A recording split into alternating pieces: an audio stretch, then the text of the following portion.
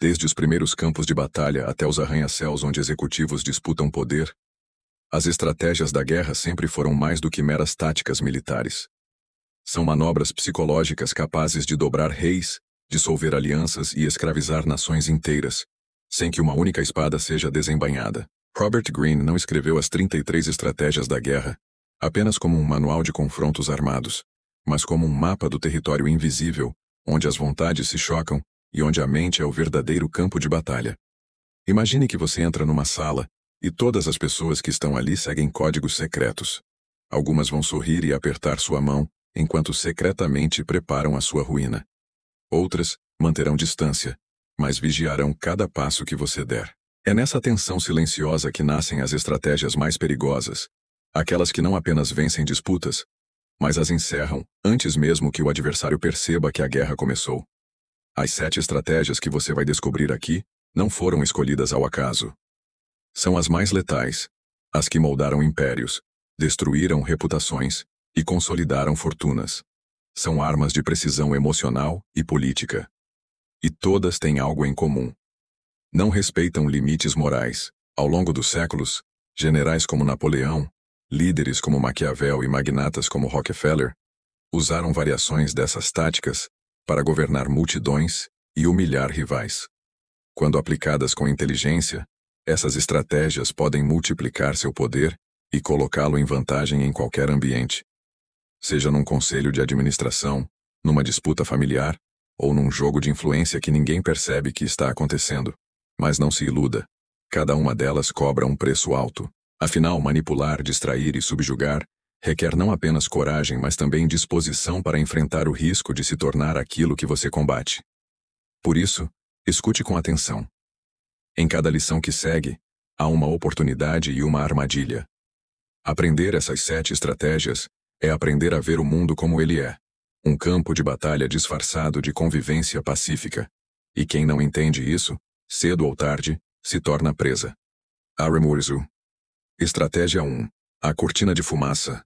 Confunda antes de conquistar. Aaron Wurzel. Na guerra, o primeiro golpe raramente é aquele que decide a vitória. Ao contrário, é a confusão inicial que semeia a derrota na mente do inimigo antes mesmo de um confronto direto acontecer. Desde tempos antigos, generais descobriram que a incerteza é mais destrutiva que qualquer arma. Quando você não sabe de onde virá o ataque, sua energia se dispersa, sua confiança se desfaz, sua capacidade de resposta fica frágil. Robert Greene chamou essa tática de cortina de fumaça. A habilidade de obscurecer suas verdadeiras intenções atrás de ruídos, distrações e pistas contraditórias. Imagine um tabuleiro de xadrez. Enquanto o adversário observa ansiosamente seus movimentos, você cria uma narrativa falsa. Deixa uma peça vulnerável de propósito, agita rumores sobre seu próximo ataque, planta informações contraditórias. Quando ele finalmente decide agir, é tarde demais. Sua armadilha está fechada. O mundo corporativo aplica essa estratégia em negociações e fusões. Um CEO pode simular fraqueza, alegando perdas, anunciando cortes de orçamento, enquanto na retaguarda, prepara a aquisição de empresas estratégicas.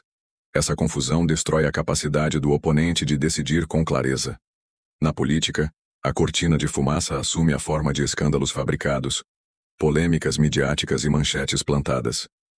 Enquanto a opinião pública se ocupa em julgar um fato irrelevante, decisões vitais passam despercebidas. Líderes históricos como Napoleão Bonaparte faziam parecer que seu exército marcharia para um ponto específico, mas no último instante, mudavam de direção, pegando o inimigo de surpresa. É uma tática antiga e, ao mesmo tempo, eternamente atual. Distrair é enfraquecer. Por isso, antes de revelar suas ambições, crie zonas cinzentas. Antes de declarar sua meta, conte histórias que conduzam o outro lado a interpretações equivocadas. Cada movimento ambíguo funciona como uma névoa que dissolve a percepção alheia e garante que você avance sem ser detectado.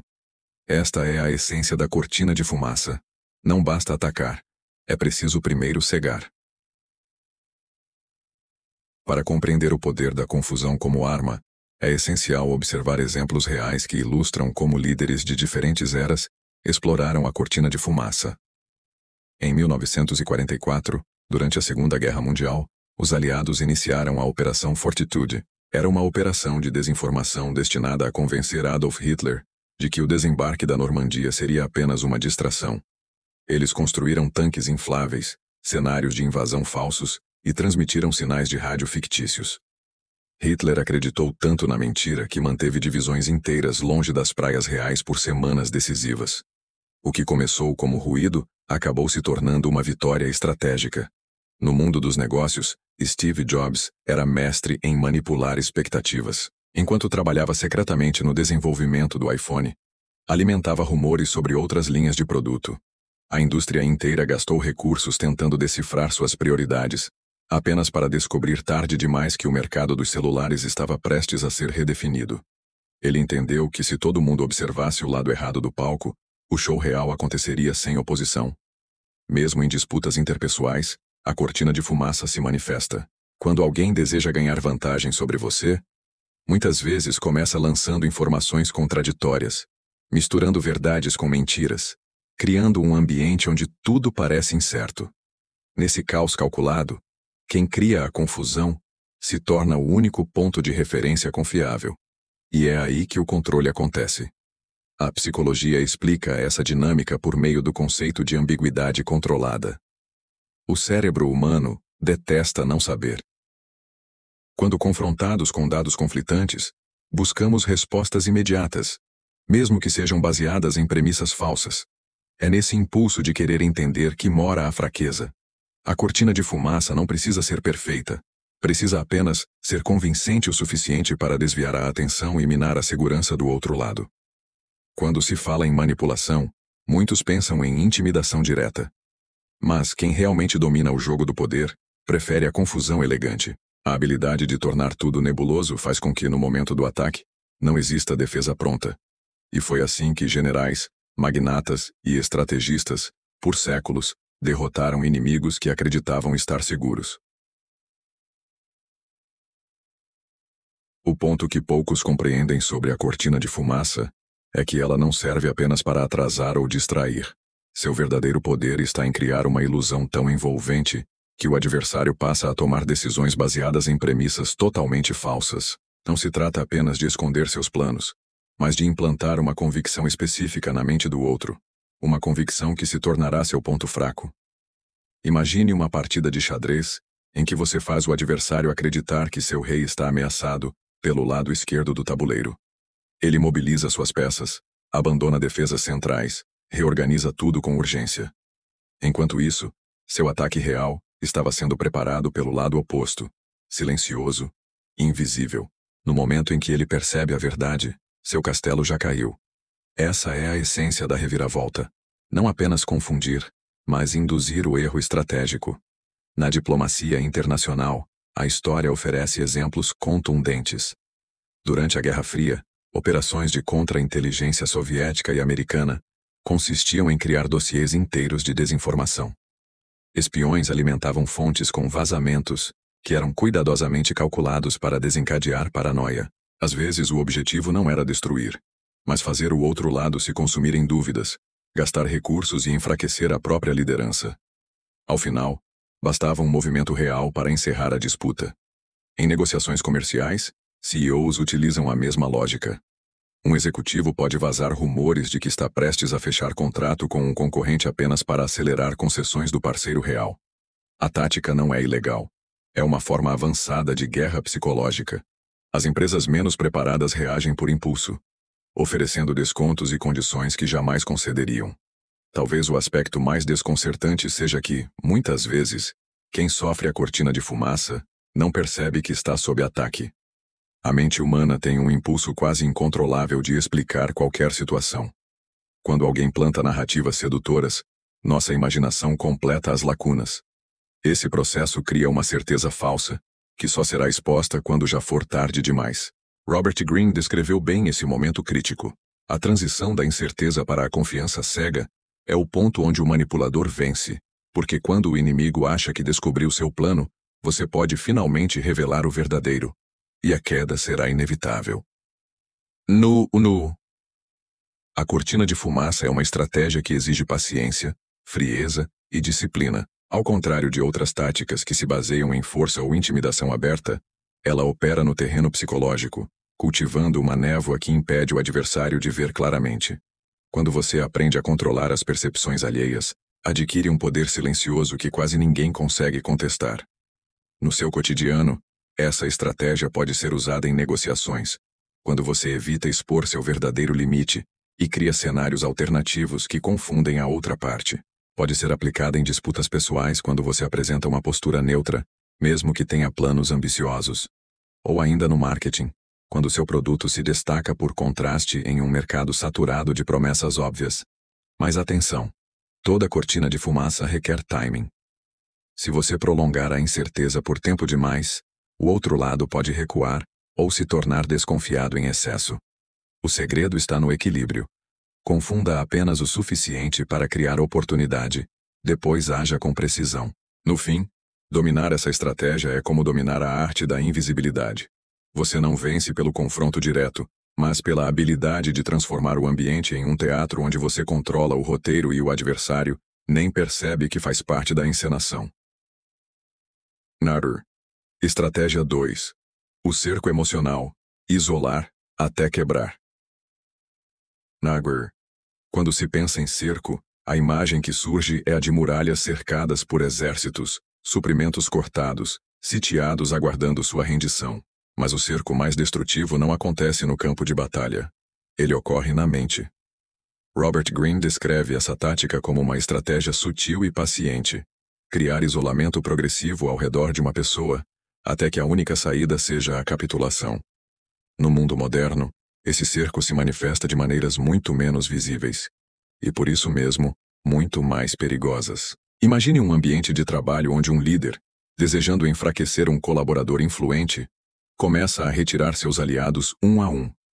Primeiro, promove alguém próximo dele, afastando-o. Depois, redireciona projetos importantes para outras áreas, minando seu senso de importância. Por fim, dissemina boatos discretos que corroem sua credibilidade. Quando esse alvo finalmente percebe, já se tornou um isolado, um alvo fácil de ser substituído ou descartado. Não houve gritos, não houve confronto, apenas um cerco emocional planejado passo a passo. Os estrategistas mais frios sabem que a essência dessa técnica é a paciência. A pessoa cercada não pode perceber de imediato que está sendo cercada. Deve sentir que ainda tem opções. Cada movimento é uma peça retirada do tabuleiro, até que não reste defesa, nem apoio. No plano pessoal, relacionamentos abusivos utilizam essa mesma lógica. Um parceiro controlador primeiro afasta você dos amigos, depois desqualifica seus familiares e, por fim, se torna a única referência emocional. Quando você se dá conta, está dependente e sem rota de fuga. A arte do cerco emocional está em nunca parecer agressivo. Pelo contrário, cada passo pode parecer razoável até lógico. É esse verniz de normalidade que torna a estratégia tão eficaz. Ao estudar as guerras antigas, fica claro que o cerco sempre foi mais econômico e certeiro que a invasão frontal. Napoleão usava bloqueios prolongados, confiando que a fome e a exaustão fariam o trabalho sujo que a pólvora não conseguia. No seu dia a dia, você pode já ter sentido esse cerco sem dar nome a ele. Aquela sensação de que está sendo deixado de fora de decisões importantes, que a sua relevância está murchando, que sua voz não chega mais onde chegava antes. É nesse momento que muitos se rendem, não por imposição física, mas por desistirem de lutar sozinhos. Entender essa estratégia não significa que você precise se tornar seu praticante mais fiel. Mas, ao reconhecê-la, você se imuniza contra ela. E esse é o primeiro passo para nunca mais ser sitiado. Acrinon. A história fornece exemplos impressionantes do cerco emocional aplicado em larga escala. Durante a Guerra do Peloponeso, Péricles, o líder ateniense, ordenou que a cidade de Atenas se recolhesse dentro de suas muralhas, enquanto a frota naval mantinha o suprimento de víveres. Esparta cercou a cidade por anos, mas não atacava diretamente. Mantinha pressão constante, queimava plantações, bloqueava aliados. A cada estação, o moral da população caía. Os cidadãos, antes orgulhosos, começaram a desconfiar uns dos outros, a questionar seus líderes, a desejar rendição. O cerco físico converteu-se em cerco psicológico. No mundo corporativo, Empresas que desejam absorver concorrentes frequentemente começam por reduzir gradualmente o espaço de manobra do outro lado. É a chamada estratégia de estrangulamento. Uma cadeia de fornecedores passa a fechar contratos exclusivos, financiadores retiram crédito, parceiros de distribuição se afastam. Publicamente, nada acontece. Internamente, tudo se desfaz. A empresa sitiada começa a perder clientes e confiança do mercado. Quando finalmente chega a oferta de compra, muitas vezes por uma fração do valor original, o alvo já está exausto e isolado, pronto para ceder. Mesmo em relacionamentos pessoais, manipuladores usam uma versão doméstica dessa lógica. Primeiro plantam dúvidas. Você tem certeza de que pode confiar neles? Depois, substituem antigos referenciais por novos. Por que não passamos mais tempo juntos só nós dois? Finalmente, instalam o senso de que qualquer outro apoio é ameaça. O resultado é um isolamento psicológico tão eficaz que a pessoa passa a acreditar que não existe vida além daquela relação. Psicologicamente, o cerco emocional funciona porque a nossa autoestima e capacidade de resistência dependem da percepção de apoio social. Estudos demonstram que, quando indivíduos acreditam estar sozinhos, sua tolerância à dor, ao estresse e à adversidade despenca. A solidão planejada é um dissolvente poderoso da força interior. Robert Greene enfatiza que quem controla o ambiente controla a mente. A diferença entre um cerco comum e um cerco estratégico é a consciência do ritmo. Se você apertar demais, cria resistência. Se apertar pouco, o outro encontra saídas. A maestria está em medir a pressão certa, sempre mantendo a esperança mínima viva, só para no momento certo retirá-la completamente. O que quase ninguém percebe sobre o cerco emocional é que, no centro dessa estratégia, existe uma contradição deliberada. Para isolar uma pessoa, você precisa primeiro fazê-la sentir que não está sendo isolada. A reviravolta acontece quando a vítima ainda acredita que tem liberdade de escolha, enquanto na prática, todas as saídas já foram bloqueadas. Essa percepção tardia é o momento em que a força de resistência se desfaz. É aí que o cerco se completa. Na corte francesa do século XVII, o cardeal Richelieu dominava essa arte com perfeição. Em vez de atacar seus inimigos politicamente de uma vez, ele preferia dar cargos menores e elogios sutis, mantendo seus rivais ocupados com pequenas migalhas de poder. Enquanto isso, costurava alianças que esvaziavam silenciosamente sua influência real. O alvo continuava acreditando que era importante, quando na verdade havia se tornado irrelevante. Quando finalmente percebia, era tarde. Todos os apoios haviam desaparecido. Essa tática funciona porque o ego humano se apega a sinais de relevância, mesmo quando são simbólicos. No mundo corporativo, isso se traduz em convites para reuniões que não decidem nada, títulos que não concedem autoridade real, responsabilidades que não movem recursos. A pessoa sente que ainda ocupa espaço, mas cada decisão importante passa por fora dela. Pouco a pouco, seu território de influência encolhe até virar uma ilha solitária. No campo pessoal, a reviravolta do cerco é ainda mais cruel. O parceiro manipulador começa com atenção constante. Depois retira gradualmente esse contato e, ao mesmo tempo, afasta amigos e família. Quando a vítima tenta se reconectar com a antiga rede de apoio, descobre que perdeu laços, respeito ou credibilidade. É nesse instante que o cerco emocional atinge seu clímax. A pessoa já não consegue imaginar como sair sozinha. A dependência deixa de ser circunstancial e passa a ser estrutural. O detalhe mais perverso desse processo é que em cada etapa, a vítima toma pequenas decisões que parecem razoáveis. Aceita se afastar de uma amizade para evitar conflitos. Concorda em não participar de um evento porque não é tão importante. Fica em silêncio quando percebe o afastamento dos outros para não parecer paranoica. Cada concessão é um tijolo no muro que um dia vai cercá-la por completo. É esse aspecto, a cumplicidade inconsciente do alvo, que torna o cerco emocional tão perigoso. O inimigo não invade seu espaço. Ele o convida a fechar todas as portas por conta própria. Quando a última se tranca, não há resistência. Apenas resignação. Ambruch. A principal lição do cerco emocional é simples e brutal.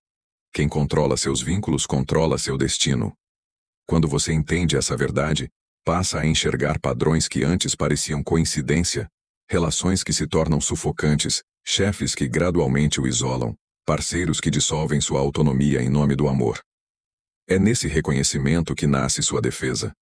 Se você quiser evitar se tornar alvo dessa estratégia, cultive múltiplos pontos de apoio. Construa relacionamentos que não dependam apenas de uma única fonte de validação. Quando alguém tentar restringir seu mundo, perceba que cada concessão, por menor que seja, é uma renúncia de espaço. E cada espaço cedido é mais difícil de recuperar do que de manter. Por outro lado, se for inevitável usar essa tática, lembre-se de que o cerco emocional exige paciência estratégica. Ele não pode parecer uma ofensiva declarada. A arte do isolamento consiste em manter o outro sempre ocupado com pequenas preocupações, enquanto você remove, um a um, os apoios fundamentais. Na guerra, quem fica sem suprimento se rende. Na vida, quem fica sem referências cede seu poder. Esse é o destino de quem ignora a lógica invisível do cerco. CRAS, Estratégia 3. A zona neutra. Conquiste sem declarar guerra. Casa. Algumas vitórias nascem do confronto direto, outras mais duradouras e discretas, surgem da habilidade de avançar território sem jamais anunciar que se está lutando. Essa é a essência da zona neutra, uma estratégia tão perigosa porque confunde a mente e anestesia o instinto de defesa. Quando você cria uma atmosfera de neutralidade, de paz aparente, o outro lado baixa a guarda. E nesse espaço de confiança, suas investidas silenciosas passam despercebidas. Robert Greene explica que a zona neutra se constrói em 3 fases. Primeiro você elimina qualquer aparência de ameaça. Depois estabelece uma presença que parece natural, inevitável. Por último, avança com pequenos atos que, isolados, parecem insignificantes, mas quando somados, resultam na posse de algo que pertencia ao outro. Assim, sem jamais travar uma batalha declarada, você acorda como dono do território que antes não era seu. Na história, esse método foi usado por nações inteiras. O Império Britânico, por exemplo, não começou sua dominação global com ataques massivos. Em muitos casos, enviava comerciantes que estabeleciam laços comerciais inofensivos. Essas relações criavam dependência. Com o tempo, acordos aparentemente pacíficos davam origem a tratados desiguais. Quando o país-alvo percebia, já não tinha autonomia econômica nem capacidade militar de resistência. No mundo moderno, a zona neutra se revela em fusões empresariais. Quando uma empresa se aproxima com propostas colaborativas, que disfarçam sua intenção real de absorver o concorrente. Também aparece nas relações pessoais, quando alguém começa se oferecendo como apoio, ganha acesso a informações e influência, e aos poucos passa a ditar decisões sem que ninguém note. A beleza, e o perigo, dessa estratégia, está no disfarce. Enquanto o inimigo procura sinais de ataque, você avança sorrindo. Enquanto ele espera o confronto, você já está plantando raízes. Quando a resistência finalmente desperta, a conquista está consumada. E não há guerra a declarar, porque oficialmente ela nunca começou. Irion Narsel. Para compreender como a zona neutra opera, vale observar exemplos concretos. Um dos mais famosos aconteceu na Roma Antiga. Quando Júlio César cruzou o Rubicão, ele não iniciou imediatamente uma campanha violenta contra o Senado. Sua presença foi, em si, um ato de poder. Ao entrar na cidade e se apresentar como defensor da ordem, estabeleceu uma zona neutra onde seus inimigos não sabiam se deveriam atacá-lo ou esperar uma negociação. Essa hesitação foi tudo que ele precisava para consolidar apoio e, enfim, assumir o controle. No século XX, empresas de tecnologia dominaram mercados inteiros começando por parcerias amistosas. A Microsoft, por exemplo, oferecia licenciamento acessível para fabricantes de computadores, garantindo que seu sistema operacional fosse distribuído por padrão. Essa colaboração parecia neutra, mas tinha um efeito cumulativo. Todos acabavam dependentes do mesmo ambiente. Quando perceberam que estavam presos a um ecossistema monopolizado, era tarde demais. No plano psicológico, a zona neutra é particularmente eficaz, porque a mente humana tende a se acomodar ao que não provoca dor imediata. Confrontos diretos ativam defesas, a indignação, a coragem de resistir. Mas quando o avanço é gradual, diluído em pequenos gestos, o senso de ameaça some. Cada concessão é aceita em nome da paz. E cada passo parece tão pequeno que ninguém ousa interromper. Essa passividade planejada é o que permite que a estratégia funcione sem resistência. O filósofo chinês Sun Tzu já alertava que A suprema arte da guerra é derrotar o inimigo sem lutar. Quando você domina a zona neutra, não precisa travar batalhas ruidosas nem arriscar confrontos que poderiam expô-lo. Seu poder cresce como uma era que se enrola nos muros até sufocar toda a oposição. Enquanto o outro lado discute se deve reagir, você já ocupou as bases, isolou lideranças e mudou as regras do jogo. Robert Greene recomenda atenção especial ao ritmo. Se avançar rápido demais, você dispara alarmes. Se avançar devagar demais, perde o momento. A maestria consiste em alternar aparente neutralidade com pequenos atos de conquista. Assim, cada avanço parece natural, e a soma deles se torna irreversível. A reviravolta mais desconcertante da zona neutra acontece no momento em que o adversário, finalmente, percebe que perdeu espaço, mas já não possui força ou aliados suficientes para reagir. Durante todo o processo, ele acreditou que nada estava acontecendo. E esse é o ponto mais perigoso: a convicção de que ainda havia controle. Essa ilusão de segurança é o verdadeiro veneno da estratégia. Na política, essa reviravolta pode destruir governos inteiros. Quando Napoleão ocupava territórios, mantinha governantes locais no poder por um tempo, garantindo aparência de autonomia. Enquanto isso, infiltrava conselheiros, reorganizava finanças, substituía oficiais-chave por homens leais a ele. O povo sentia que nada havia mudado. Afinal, os líderes aparentavam ser os mesmos.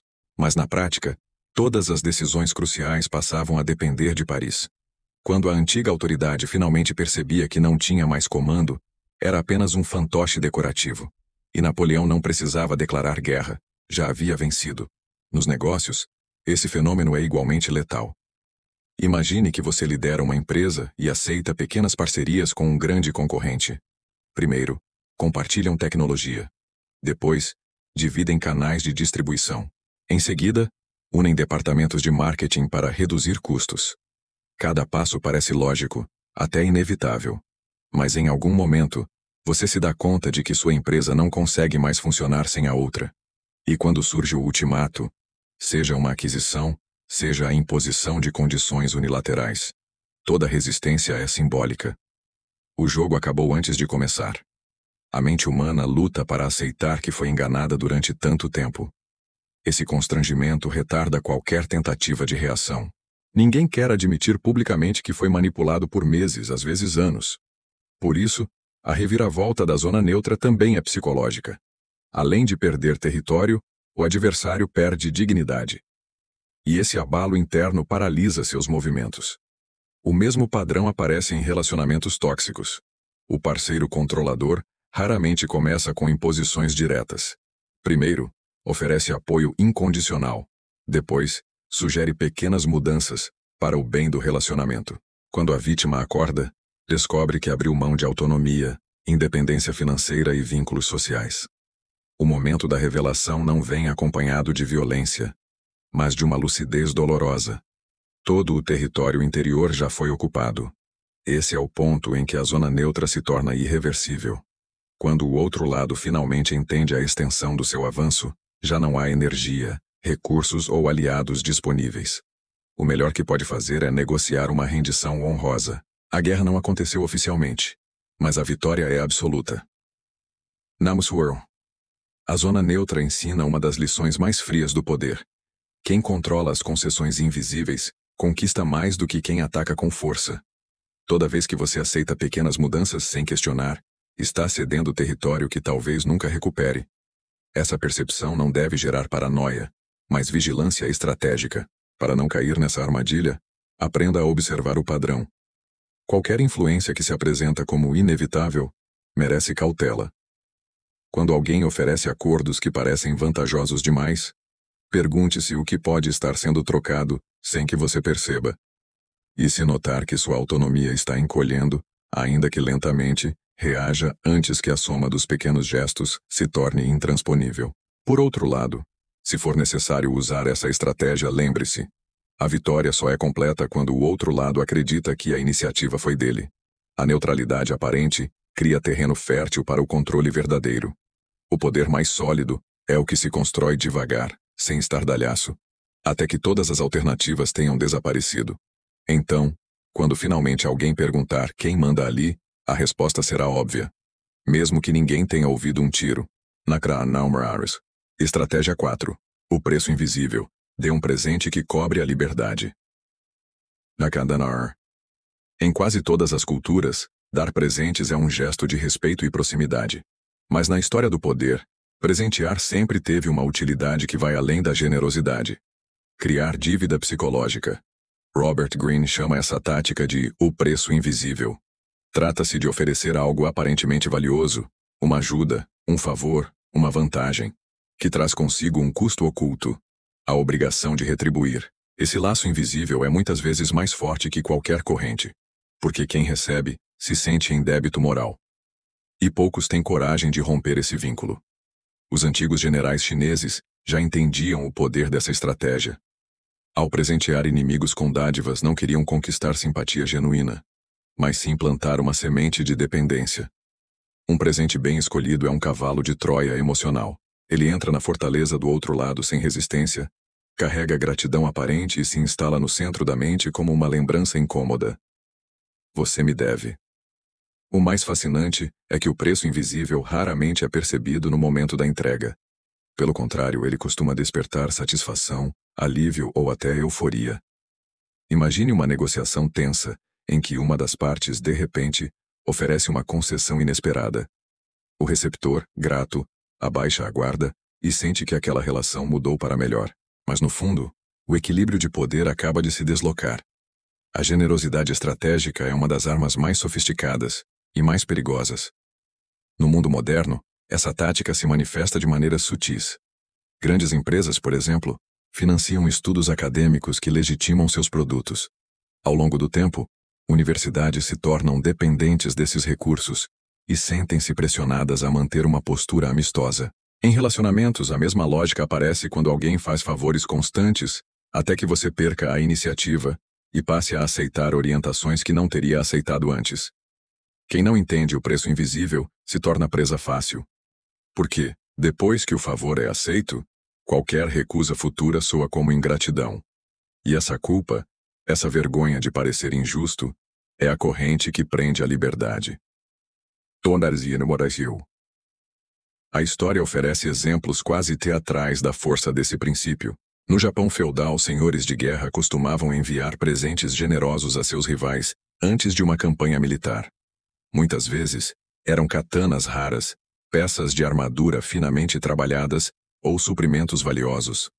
À primeira vista, tudo parecia cortesia. Mas a etiqueta exigia que o presente fosse retribuído em lealdade ou em concessões políticas. Recusar era um ato de hostilidade aberta. Aceitar era admitir que aquela dívida existia. Em qualquer dos casos, o presenteador saía em vantagem. Na política contemporânea, o preço invisível é o motor de muitas alianças. Durante a Guerra Fria, grandes potências forneciam ajuda humanitária a países em desenvolvimento. Essa ajuda vinha acompanhada de contratos de preferência comercial, concessões militares e promessas de apoio diplomático. Anos depois, esses acordos se tornavam obstáculos intransponíveis para qualquer governo que tentasse romper com o aliado. Assim, o presente inicial, recebido com gratidão, transformava-se numa teia política que ninguém conseguia desfazer sem pagar um custo altíssimo. No ambiente corporativo, executivos experientes usam essa técnica em negociações complexas. Imagine uma empresa que precisa da aprovação de um órgão regulador. Em vez de confronto, começa a financiar eventos e projetos que beneficiam a comunidade local. Aos poucos constrói uma imagem positiva tão forte que qualquer crítica se torna politicamente delicada. Quando chega o momento decisivo, essa boa vontade acumulada funciona como uma moeda invisível que compra silêncio e colaboração. A psicologia explica que a reciprocidade é um dos instintos mais poderosos do ser humano. O pesquisador Robert Cialdini demonstrou que, mesmo em interações mínimas como receber um refrigerante de um estranho, as pessoas sentem-se compelidas a retribuir, comprando mais ingressos de uma rifa, aceitando pedidos, cedendo território psicológico. Essa predisposição é tão automática que se torna uma vulnerabilidade explorada há milênios por quem deseja influência.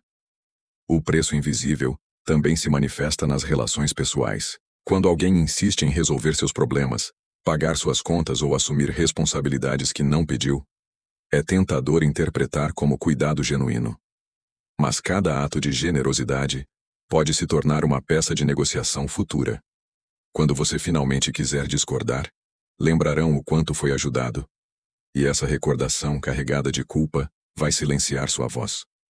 O ponto mais insidioso do preço invisível é que ele não depende de nenhuma ameaça explícita. Você não precisa dizer "você me deve". O outro fará esse cálculo sozinho, em silêncio. E é aí que a estratégia revela seu poder real. Diferente do suborno, que cria repulsa imediata, ou da chantagem, que desperta resistência, a dádiva calculada seduz a consciência. A vítima acredita que está agindo por escolha própria, mas na verdade está respondendo a uma dívida emocional que não sabe como saldar. A reviravolta acontece quando aquele presente, outrora recebido com gratidão, se torna uma âncora que limita suas decisões. Imagine um funcionário que recebe uma oportunidade inesperada, um bônus generoso, um cargo de confiança, uma promoção que ninguém previa. O chefe que ofereceu esse avanço não precisa pedir fidelidade explícita. Quando chegar a hora de tomar uma decisão delicada, por exemplo, denunciar práticas ilegais ou se alinhar com uma nova liderança, esse funcionário sentirá o peso da gratidão como um obstáculo invisível. Muitos se convencerão de que o favor recebido era prova de amizade, quando na verdade era um investimento estratégico. No plano geopolítico, potências que distribuem ajuda internacional raramente o fazem por altruísmo puro. Cada navio de mantimentos, cada pacote de recursos, cada perdão de dívida vem com contrapartidas implícitas. Quando um país decide adotar políticas contrárias ao doador, a lembrança desse apoio ressurge como uma advertência moral. Nós estivemos ao seu lado quando você precisava. Esse apelo à lealdade não pode ser ignorado sem custo político e psicológico. Na esfera pessoal, relacionamentos abusivos muitas vezes começam com demonstrações intensas de generosidade. Presentes caros, gestos de afeto, suporte financeiro. Tudo cuidadosamente calculado para criar dependência e culpa. Quando a máscara cai e o controle se revela, a vítima reluta em se afastar. Não porque desconheça o abuso, mas porque teme parecer ingrata. O manipulador sabe disso. E por isso ele investe tanto na fase inicial de aparente altruísmo. O detalhe mais perverso dessa reviravolta é que quem recebe o favor quase sempre acredita que pode manter sua autonomia intacta. No início pensa: aceitar esse presente não muda nada. Depois, quando surgem pequenas cobranças veladas, uma expectativa, um pedido especial, um lembrete do passado, já não é tão simples dizer não. A dívida simbólica se transforma numa armadilha emocional. Por isso, o preço invisível é uma das estratégias mais letais. Ele não ataca diretamente suas defesas. Ele as enfraquece por dentro, trocando sua liberdade por uma sensação de obrigação silenciosa. O preço invisível ensina que não existem presentes desinteressados quando o poder é o objetivo final. Quem entende essa regra, passa a olhar cada favor com a cautela de quem avalia um contrato. Essa consciência não significa viver na paranoia, mas cultivar a clareza de que toda oferta carrega uma intenção, mesmo que seja apenas conquistar influência. Para não se tornar refém, treine a habilidade de recusar favores que vêm carregados de expectativa. Lembre-se de que é mais difícil devolver sua autonomia depois que você aceitou benefícios generosos, do que preservar seu espaço desde o início. Quando alguém insiste demais em ajudá-lo, pergunte-se o que essa ajuda vai custar no futuro. Às vezes, o preço não está escrito em cláusulas, mas gravado na sua memória como uma dívida invisível. Se por outro lado você precisar usar essa tática, faça-o com inteligência. O presente deve ser valioso o suficiente para gerar gratidão, mas não tão extravagante que desperte desconfiança. E jamais cobre explicitamente. O melhor manipulador permite que o outro lado crie suas próprias correntes emocionais. Porque aquilo que a vítima constrói sozinha, ela dificilmente terá coragem de romper. No jogo silencioso da influência, quem dá primeiro quase sempre comanda depois. Stratégia Manowars. Estratégia 5. A guerra de atração. Seja tão desejado que eles venham até você. A maioria das pessoas imagina a guerra como um movimento ofensivo. Exércitos que avançam, líderes que proclamam intenções, negociadores que pressionam. Mas existe uma forma de dominação ainda mais perigosa, e muito mais silenciosa. A guerra de atração. Enquanto o inimigo se agita tentando conquistar espaço, você permanece imóvel, cultivando uma imagem tão magnética que ele não resiste a se aproximar. Nesse processo, quem acreditava ter iniciativa passa a mover-se em torno de sua órbita, sem perceber que cada passo o torna mais vulnerável. Robert Greene explica que essa estratégia começa antes mesmo do contato direto. Ela se constrói com símbolos de poder, reputação, mistério, escassez calculada. Quando você se torna uma presença desejada, seja por seu prestígio, seus recursos ou seu carisma, não precisa correr atrás de alianças ou vitórias. Seus adversários vêm até você, voluntariamente.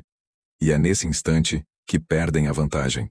Quem se aproxima demais é forçado a abrir sua guarda. A guerra de atração não é só sedução emocional, é sedução estratégica. Napoleão Bonaparte usava essa técnica quando cercava cidades sem atacá-las.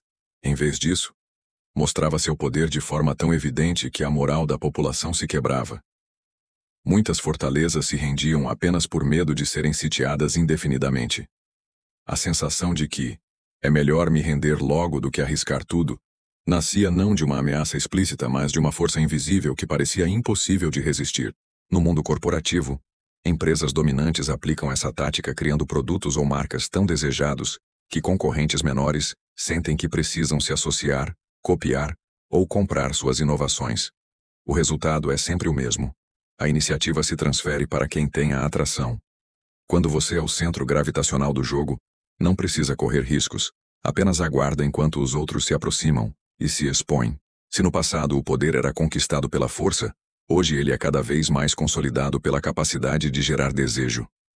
É isso que torna a guerra de atração tão perigosa. Porque, ao contrário da intimidação aberta, ela parece inofensiva. Mas quem se deixa levar pelo fascínio raramente percebe que está cedendo território. Traserenaro. Um exemplo emblemático dessa estratégia aconteceu durante a expansão do Império Mongol. Genghis Khan era conhecido por sua brutalidade, mas também por saber quando permanecer parado. Muitas cidades sabiam que resistir resultaria em destruição total. Assim, ele enviava mensageiros com relatos detalhados de vitórias anteriores, mostrando que sua força era inescapável. Não precisava invadir de imediato. O medo e o fascínio pelo mito do conquistador faziam com que cidades se oferecessem em submissão. A guerra de atração, nesse caso, era alimentada pela reputação cultivada em cada campanha. Na vida moderna, a mesma lógica opera em outras escalas. Grandes empresas de tecnologia raramente perseguem todos os pequenos concorrentes ativamente. Elas constroem ecossistemas tão completos e atraentes que qualquer desenvolvedor, cedo ou tarde, sente que precisa se integrar. Quando você instala aplicativos num sistema dominante, quando passa a depender de uma plataforma para trabalhar, se torna parte de um círculo que você mesmo procurou e que dificilmente conseguirá abandonar. No ambiente social, indivíduos com alto magnetismo emocional exercem atração sem fazer esforço explícito. Uma reputação de competência, de inteligência rara ou de autoridade silenciosa cria um campo gravitacional. Colegas de trabalho, rivais e parceiros em potencial acabam se aproximando por vontade própria. Ao fazer isso, revelam informações, necessidades e fraquezas que não mostrariam se fossem abordados de forma direta. Psicologicamente, esse fenômeno é explicado pelo princípio da escassez e pela tendência humana a valorizar aquilo que parece fora de alcance. Quando você mantém distância e, ao mesmo tempo, demonstra que não precisa de ninguém, desperta curiosidade. As pessoas querem descobrir por que você não está competindo pelo mesmo espaço que elas. Querem provar que são dignas da sua atenção. Esse desejo de validação pode ser explorado de maneira tão eficaz quanto qualquer ameaça ou promessa. O detalhe mais intrigante da guerra de atração é que quem a pratica nunca parece pressionar ninguém. Pelo contrário, transmite uma serenidade que desarma até os oponentes mais experientes. Quando alguém decide se aproximar por vontade própria, assume riscos que não correria se estivesse apenas se defendendo. E nessa aproximação voluntária, entrega a vantagem. A reviravolta mais perigosa da guerra de atração é que quanto mais próximo o outro lado chega, mais ele perde perspectiva. A distância cria objetividade, mas a proximidade cria apego, fascinação e, finalmente, cegueira. O momento em que o alvo acredita ter conquistado sua atenção definitiva é o instante em que se torna vulnerável. Na história política, Luís XIV, o Rei Sol, Compreendeu esse mecanismo como poucos. Ele transformou a corte francesa em um espetáculo de glamour, etiqueta e ostentação. Nobres de toda a Europa competiam para serem convidados a Versalhes, sonhando com reconhecimento e influência. Mas ao aceitar o convite, eles abandonavam seus feudos por longos períodos, deixando seus territórios e exércitos distantes e desorganizados. Enquanto buscavam a proximidade do rei, perdiam a autonomia. Muitos nem perceberam que estavam entregando seu poder real em troca de privilégios simbólicos. Quando finalmente entendiam o preço, já era tarde. O rei não precisava perseguir seus rivais. Ele apenas tornava seu mundo tão atraente que ninguém resistia a se aproximar. Em disputas comerciais, essa tática surge quando marcas criam um posicionamento tão aspiracional que concorrentes começam a imitá-las, na esperança de atrair o mesmo público. Cada vez que um rival copia seus códigos visuais ou estratégias de produto, confirma seu domínio simbólico. Essa rendição silenciosa reforça o ciclo. A marca dominante se torna ainda mais desejada. No final, quem imita acaba consolidando o poder de quem lidera. No nível pessoal, relações de dependência emocional costumam nascer assim. Alguém que aparenta total autossuficiência cria um fascínio magnético. Enquanto os outros competem por atenção, abrem concessões que não fariam a quem pedisse diretamente. Um elogio esporádico se torna motivo de euforia. Um gesto de afeto cria esperança. Cada pequena demonstração de interesse alimenta o ciclo da atração. E, ao mesmo tempo, mina a capacidade de resistência. O aspecto mais perverso da guerra de atração é que ninguém se sente coagido. Todos acreditam que escolheram aproximar-se. Essa ilusão de liberdade é o que garante a eficácia da estratégia. Quando o alvo percebe que se expôs, é comum tentar racionalizar. Eu quis fazer isso. Mas essa narrativa pessoal não muda o fato de que quem controla a atração, controla também a iniciativa. Ao final, a reviravolta não é apenas perder território. É perder a própria autonomia de decisão. Enquanto você observa com aparente indiferença, o outro lado se move cada vez mais perto, convencido de que vai conquistar algo. No fim, quem foi conquistado foi ele. Naumas. A guerra de atração ensina que a força mais eficiente não é a que empurra, mas a que puxa. Quando você cria uma imagem de valor, autossuficiência e mistério, passa a gerar curiosidade e desejo.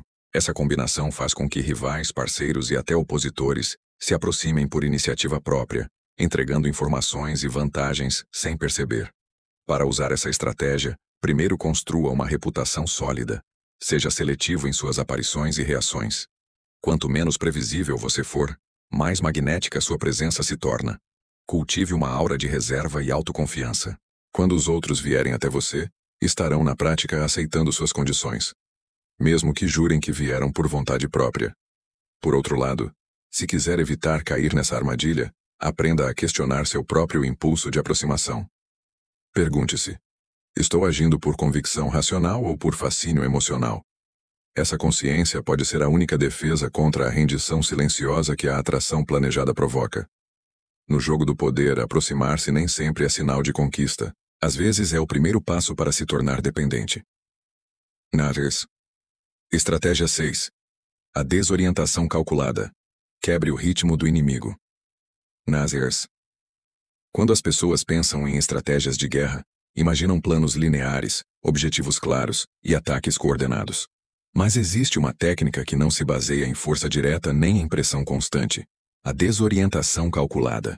Essa estratégia age como um terremoto silencioso que balança a confiança do outro lado e desmonta a sua capacidade de responder de forma coerente. Enquanto a vítima tenta recuperar o equilíbrio, quem criou o abalo conquista território. Robert Greene explica que a mente humana precisa de previsibilidade. Rotina, padrões e hábitos criam uma falsa sensação de controle. Quando você rompe esse ciclo e impõe movimentos imprevisíveis, a outra parte entra em estado de confusão. A mente, privada de pontos de referência, começa a tomar decisões por impulso. Decisões que quase sempre levam a erros. No campo militar, a desorientação calculada se manifesta por ataque surpresa, em horários improváveis, mudanças súbitas de frente de batalha e estratégias que desafiam qualquer lógica aparente. No mundo corporativo, surge quando uma empresa altera preços de maneira irregular, lança produtos inesperados ou muda de posicionamento antes que os concorrentes compreendam suas intenções. Em relacionamentos, essa tática aparece como alternância entre proximidade e afastamento, elogios e críticas, interesse e indiferença. O alvo, incapaz de entender o padrão, torna-se ansioso, vulnerável e dependente. A chave dessa estratégia não é o caos absoluto. O caos total desperta resistência feroz. O segredo está em criar pequenas quebras de padrão, rupturas rítmicas, que minam a confiança do outro lado sem provocar uma reação de sobrevivência imediata. É uma guerra psicológica de longa duração, onde cada movimento parece pequeno, mas o conjunto cria um estado de exaustão mental.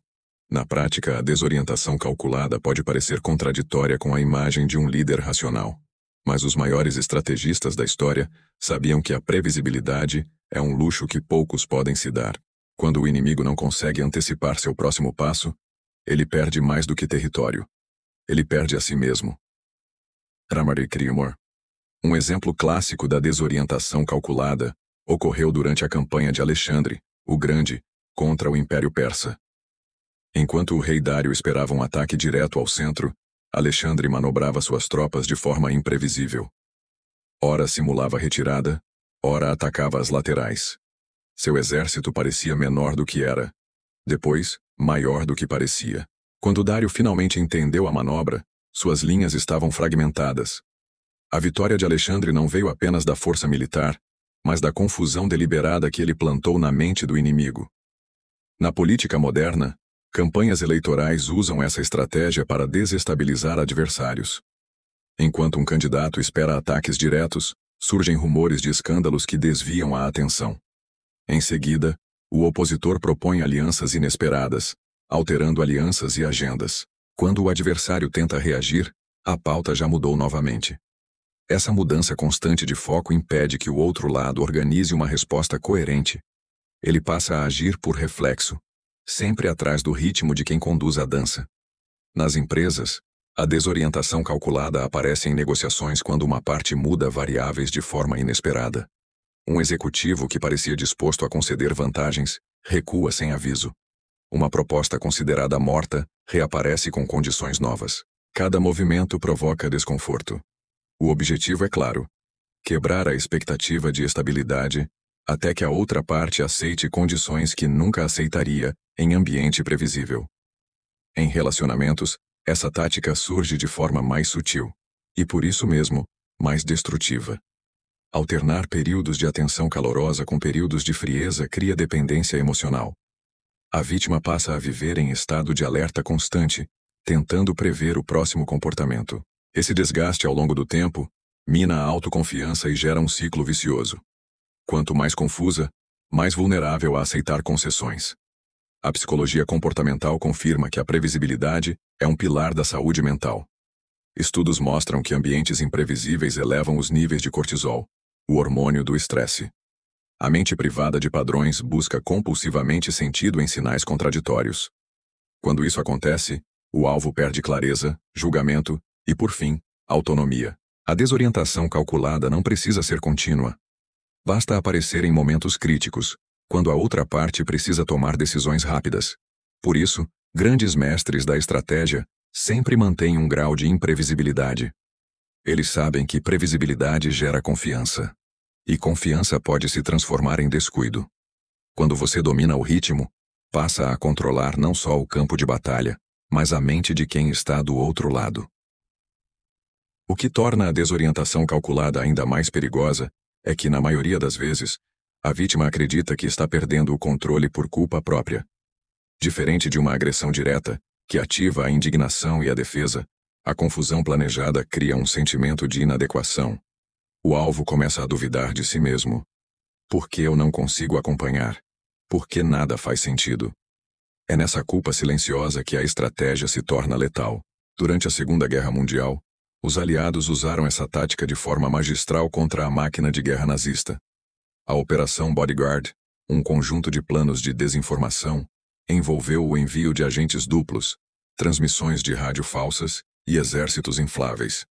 A cada semana Hitler recebia relatórios contraditórios sobre o verdadeiro local da invasão.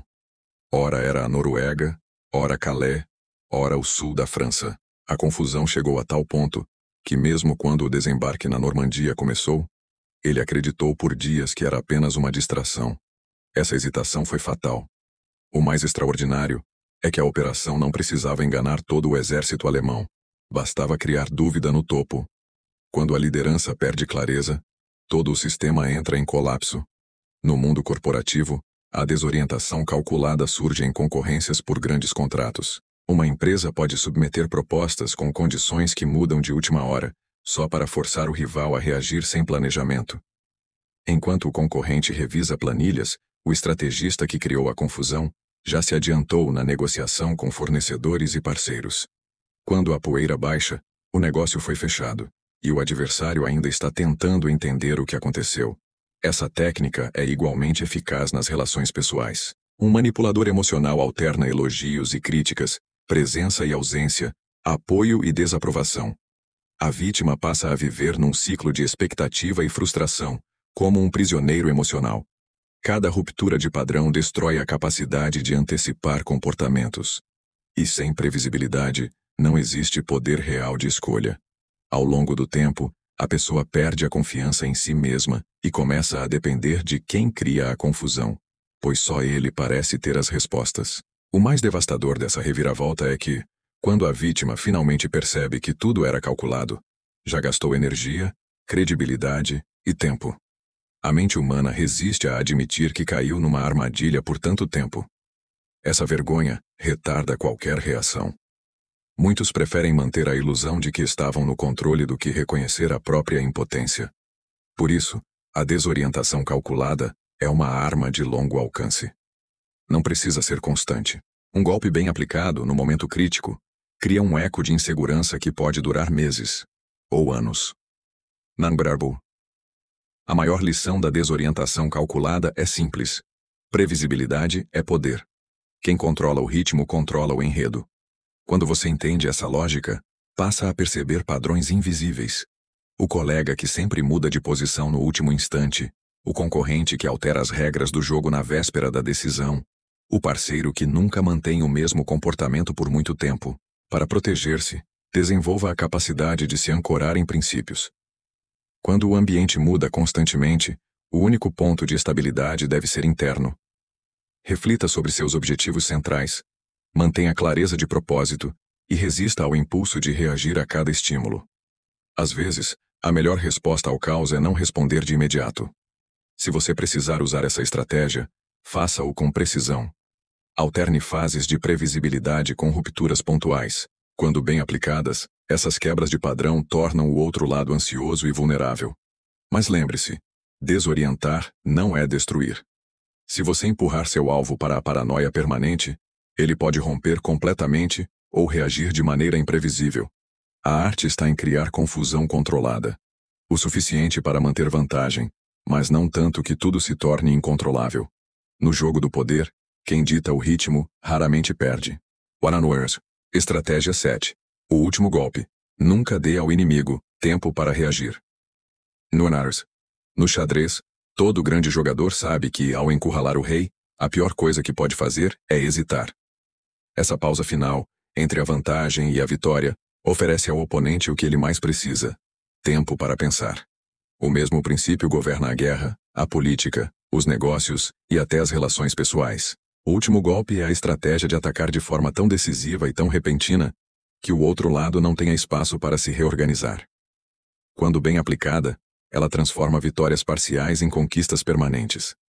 Robert Greene explica que essa técnica não é apenas uma questão de velocidade. É sobre intensidade e foco absoluto no momento crítico. Quando você perceber que seu adversário está vulnerável, abalado por derrotas sucessivas, dividido internamente, distraído pela euforia ou pela dor, esse é o instante de agir sem piedade. O erro mais comum é achar que a vitória já está garantida e relaxar. Grandes impérios caíram assim. Líderes que acreditaram que a batalha já estava ganha, deram tempo ao inimigo para reagrupar forças e virar o jogo. O último golpe é também uma estratégia psicológica. Quando aplicado com firmeza, cria um efeito de paralisia mental. O alvo, já exausto e sem referências, entra em estado de choque. Nesse momento, qualquer contra-ataque se torna inviável. O impacto do golpe final se grava na memória coletiva, tornando sua posição dominante incontestável. Na história, muitos generais entenderam que uma ofensiva prolongada era menos eficaz do que um assalto fulminante no instante certo. Napoleão era conhecido por atacar com força máxima quando o inimigo mostrava o menor sinal de fraqueza. Ele não acreditava em vitórias graduais. Sua filosofia era clara: quando perceber rachaduras, avance com tudo. Porque, se você recuar ou hesitar, a oportunidade se perde para sempre. No mundo moderno, essa lógica aparece em negociações, campanhas políticas e disputas de mercado. O timing é tudo. Saber quando lançar o ataque final pode significar a diferença entre dominar o campo ou ficar marcado como quem quase venceu. Narwa. Durante a campanha de Alexandre, o Grande, contra o Império Persa, a Batalha de Gaugamela tornou-se um exemplo definitivo do último golpe.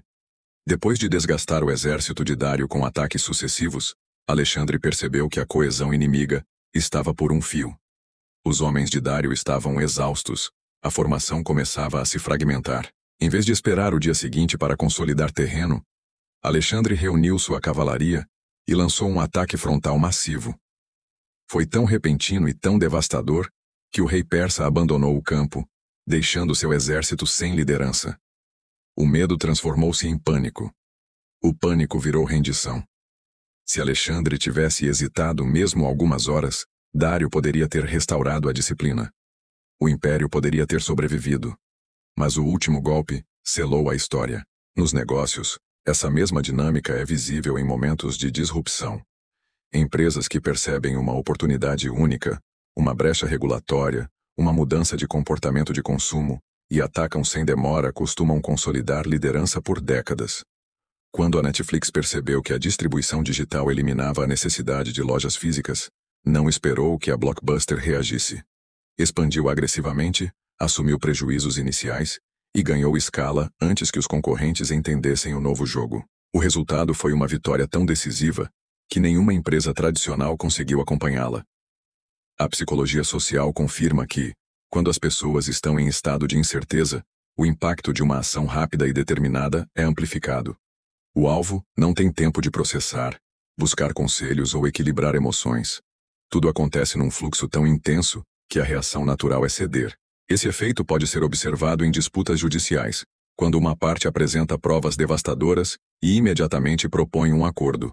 O outro lado, ainda em choque, aceita condições que normalmente rejeitaria. No âmbito pessoal, essa estratégia também aparece. Um parceiro que percebe a hesitação do outro em terminar a relação pode tomar a dianteira e encerrar tudo com uma frieza calculada. O efeito psicológico é brutal. Quem pensava ter o controle se vê desarmado e incapaz de reverter a decisão. O último golpe, nesse contexto, é mais do que ruptura. É a transformação da incerteza em certeza definitiva. O detalhe mais importante é que essa estratégia só funciona se for preparada com antecedência. Você precisa acumular informações, criar condições e cultivar aliados antes de lançar o ataque final. Quando o momento chega, não pode haver dúvidas. A hesitação é o maior inimigo, e a vitória só pertence a quem tem coragem de atravessar o ponto de não retorno. O aspecto mais cruel do último golpe é que, ao aplicá-lo, você obriga seu adversário a reconhecer publicamente a derrota. Não se trata apenas de vencer no campo prático, mas de encerrar qualquer possibilidade de contestação. Esse momento é mais devastador do que qualquer humilhação preliminar, porque quebra o espírito de resistência que, até então, podia ter sido apenas contido, mas não destruído. Na Guerra dos 100 Anos, o rei Henrique V da Inglaterra mostrou essa dinâmica com precisão na Batalha de Agincourt. Durante semanas, seus homens estavam enfraquecidos e cercados, enquanto o exército francês acreditava ter vantagem numérica suficiente para esmagá-lo. O erro fatal da França foi adiar o ataque para o momento ideal, esperando a rendição psicológica dos ingleses. Henrique percebeu que aquela hesitação era tudo o que precisava. Numa madrugada fria, lançou um avanço rápido, sem aviso, contra o flanco menos protegido. Foi tão inesperado que as tropas francesas não tiveram tempo de formar fileiras.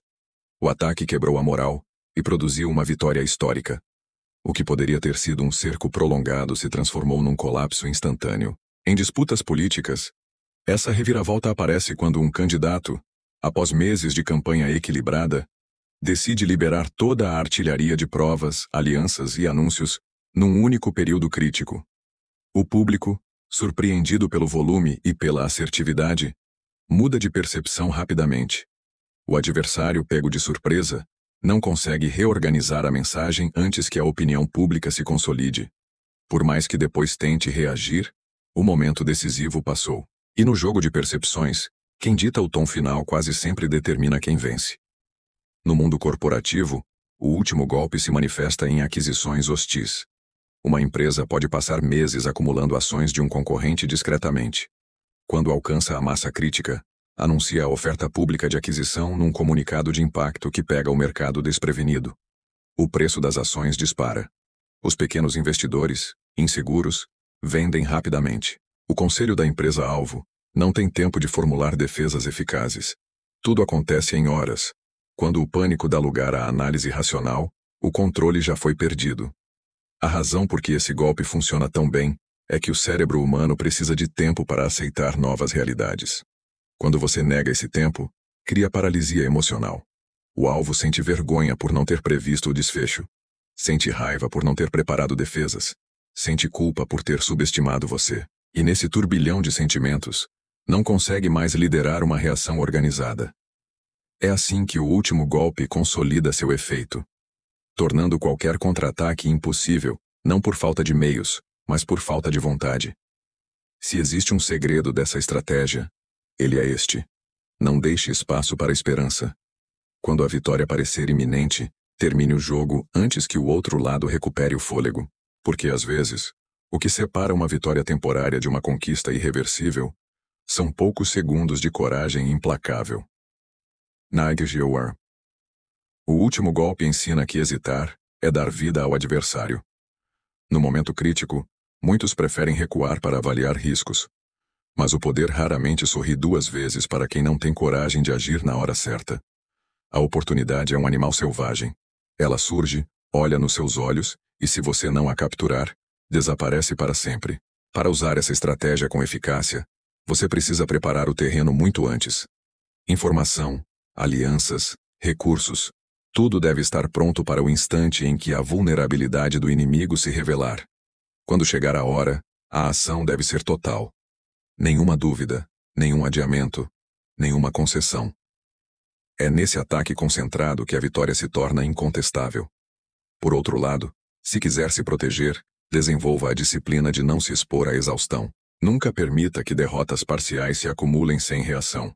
Quando sentir que o outro lado está encorajado demais, mude o ritmo. A única defesa contra o último golpe é não dar ao adversário o conforto de sentir que você desistiu. No jogo do poder, quem hesita diante do momento final não apenas perde. Ele cria o mito do vencedor implacável e passa o resto da vida à sombra de quem teve coragem de terminar o que começou. Você chegou até aqui, e agora carrega nas mãos armas invisíveis mas letais. As 7 estratégias que estudamos não são apenas táticas de conquista.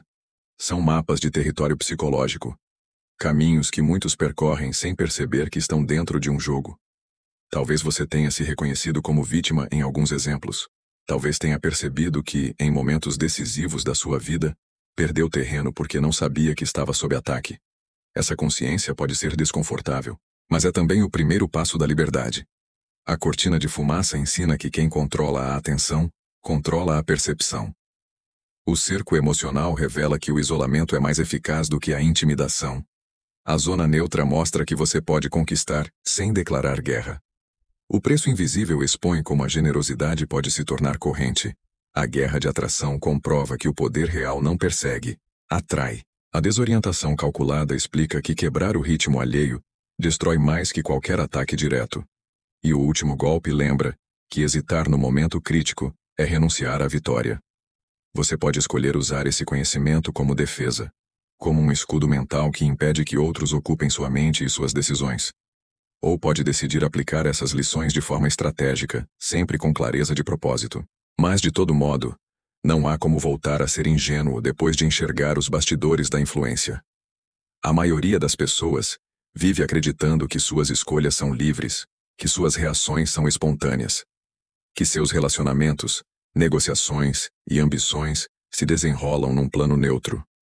Mas a verdade é que a vida é uma guerra silenciosa. E na guerra, quem não entende as regras, inevitavelmente serve aos interesses de quem as domina. Se há uma única recomendação que vale mais do que todas as táticas é esta: não seja previsível. Quando você se torna previsível, qualquer pessoa, mesmo a mais inofensiva, pode transformá-lo em alvo. Quando você é previsível, abre mão do mistério que faz o outro hesitar. Quando você é previsível, já perdeu antes mesmo de começar.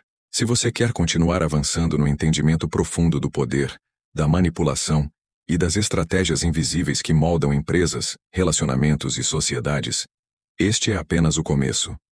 Nos próximos vídeos, vamos explorar outros códigos ainda mais antigos e mais perigosos, códigos que poucos ousam ensinar. Porque a diferença entre quem sobrevive e quem domina é a mesma que separa quem observa o tabuleiro e quem move as peças.